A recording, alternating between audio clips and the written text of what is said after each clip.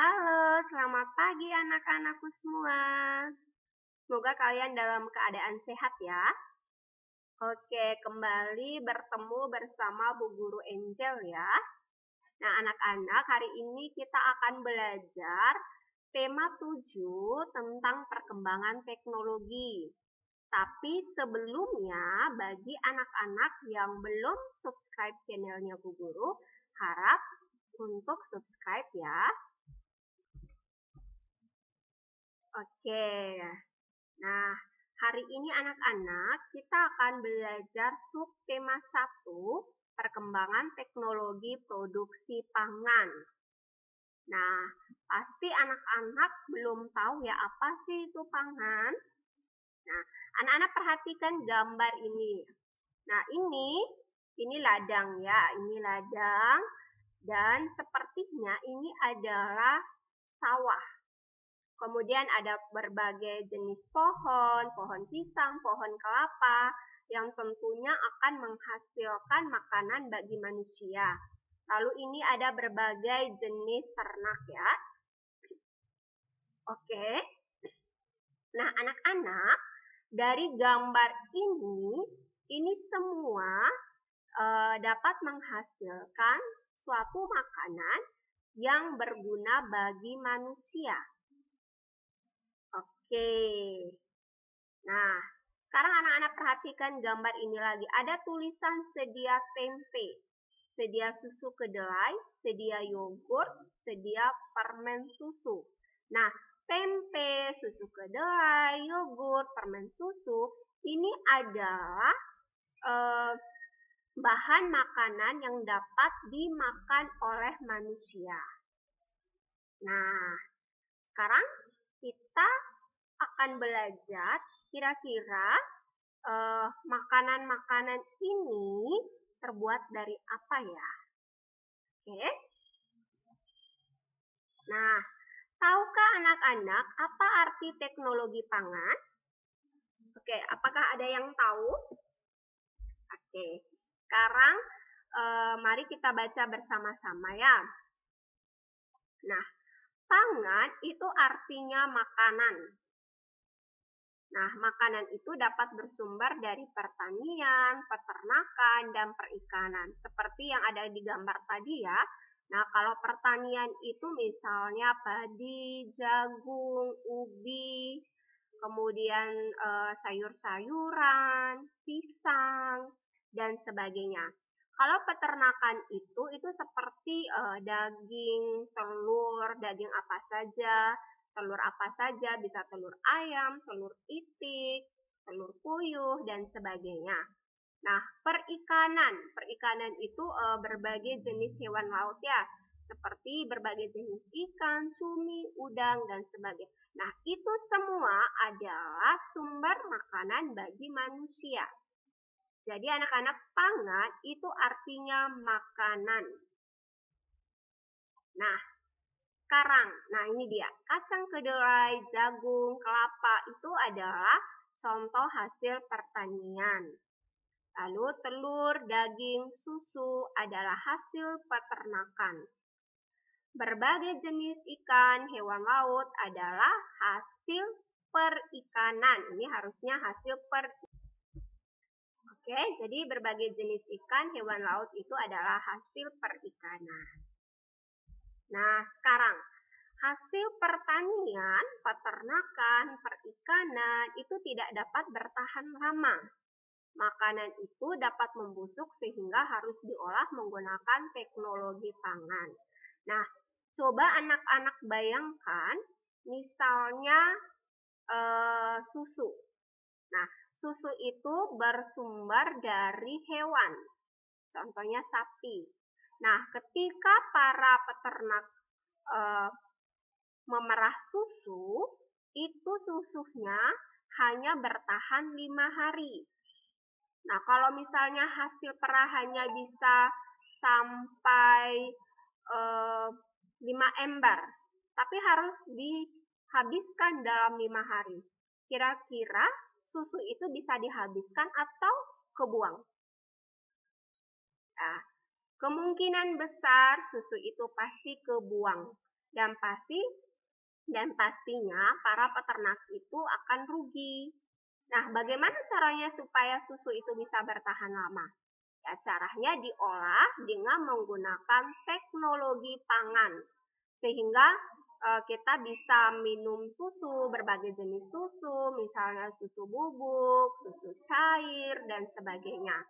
Lalu kita juga bisa menemukan mentega. Mentega itu berasal dari susu. Ya, nanti kita akan pelajari lebih lanjut. Oke, sekarang manfaat mengolah makanan menggunakan teknologi pangan. Nah, satu, dapat menghasilkan jenis makanan baru. Nah, misalnya susu tadi, dia kan hanya air susu dari sapi, tapi bisa diolah menjadi susu bubuk, susu cair, bisa menjadi yogurt, bisa menjadi mentega, dan sebagainya. Jadi, dari satu jenis bisa menghasilkan berbagai jenis makanan. Oke? Nah, sekarang dapat menjaga agar makanan tidak cepat busuk. Jadi, tadinya kan susu hasil perahan itu hanya bertahan 5 hari kalau tidak diolah. Tapi kalau diolah menggunakan teknologi pangan, susu itu bisa bertahan berbulan-bulan. Kenapa? Karena sudah diolah menjadi susu bubuk, menjadi susu kental manis, menjadi mentega, dan sebagainya. Dan itu dapat disimpan dalam waktu yang lama. Oke. Lalu, nah, anak-anak pernah makan tahu, tempe, dan kecap kan? Nah, itu semua terbuat dari kacang kedelai. Nah, anak-anak bayangkan, kacang kedelai itu hanya satu jenis kacang, tapi dapat diolah menjadi berbagai jenis bahan makanan, seperti tahu, tempe, kecap. Ya, oke. Nah, kemudian susu. Nah, tadi susu sapi dapat diolah menjadi, maaf ya. Oke. Susu sapi dapat diolah menjadi mentega, susu bubuk, dan keju. Nah, yang tadi yang Bu Guru bilang, nah susu sapi ini kan hanya satu jenis, tapi diolah menggunakan teknologi pangan sehingga menghasilkan mentega, menghasilkan susu bubuk, dan keju. Dan ini bertahannya lama, sesuai masa berlakunya atau masa expirednya. Oke. Nah, teknologi pangan mengolah makanan agar tahan lama.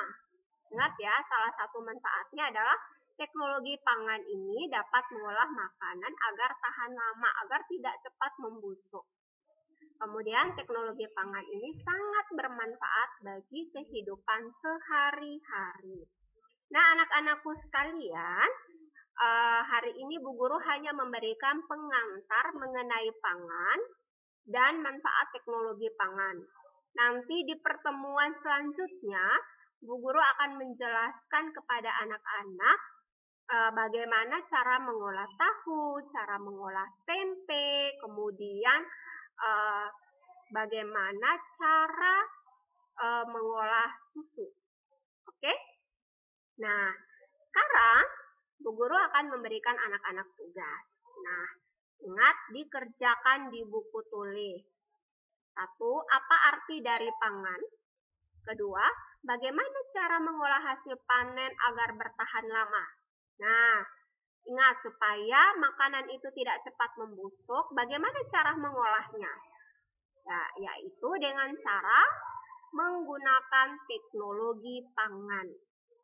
Oke, nomor 3. Apa saja contoh makanan yang terbuat dari kacang kedelai? Lalu nomor 4, apa manfaat dari teknologi pangan? Jadi anak-anak, semua jawaban ini ada di video penjelasan Bu Guru yang tadi. Oke. Nah, berikutnya kita akan belajar menghitung luas dari setiap gambar.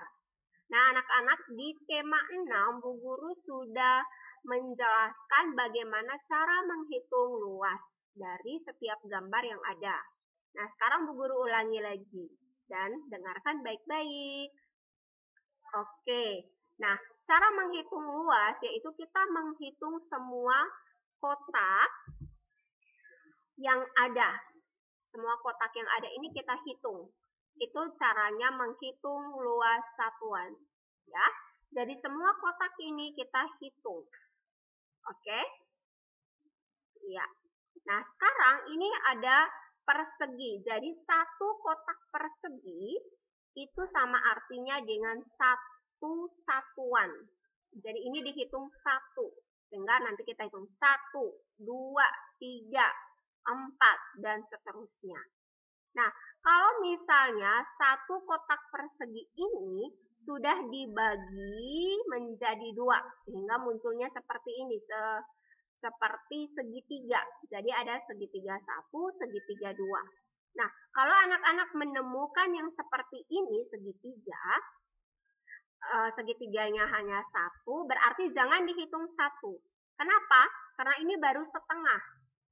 Kan belum menjadi satu kotak. Jadi kalau anak-anak menemukan segitiga, anak-anak harus hitung dulu. 2 buah segitiga itu sama dengan satu kotak satuan. Oke ya, bisa dimengerti ini ya. Misalnya ini kan satu kotak satuan. Lalu ini dibagi, jadi kan setengah nih, setengah. Jadi kalau dia masih setengah, hitung sampai 2 kotak segitiga dulu, baru menjadi 1. Oke? Nah, sekarang anak-anak kerjakan ini tidak usah digambar. Ya, tidak usah digambar. Anak-anak langsung menghitungnya saja. Luas bidang A ada berapa? Ingat, hitung semua kotak-kotaknya. Ya, kerjakan ini semua. Lalu, nah, ini. Persegi dan segitiga dapat dijadikan alat ukur luas permukaan suatu bidang. Nah, ini adalah satuan luas. Ini juga satuan luas, tapi harus ada 2. 2 satuan segitiga itu sama dengan 1 satuan persegi. Oke ya. Jadi hitung ini 2 dulu, 2 satuan segitiga itu baru sama nilainya dengan 1 satuan persegi. Oke. Nah, Bu Guru kasih contoh 1. Misal ini kan satu kotak persegi. Jadi langsung hitung 1, 2, 3, 4. Nah, ini ada segitiga. Nah, segitiga ini kan baru setengah. Nah, jadi harus hitung 2 segitiga itu sama dengan 1 satuan persegi. Jadi kita hitung 1, 2, 3, 4, 5. Jadi ini sama dengan 5 satuan persegi. Ingat, yang segitiga ini harus dihitung 2 buah segitiga sama dengan 1 kotak. Oke, bisa dimengerti ini?